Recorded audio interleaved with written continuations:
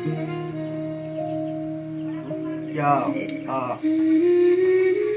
magdamag, hindi mapakali. Ang isip maliko tuwing sasapit ng gabi.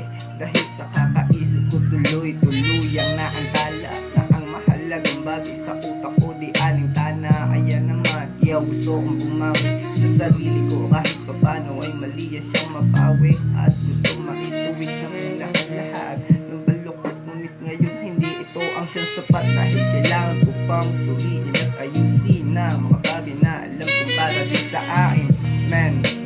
Para din sa akin, man.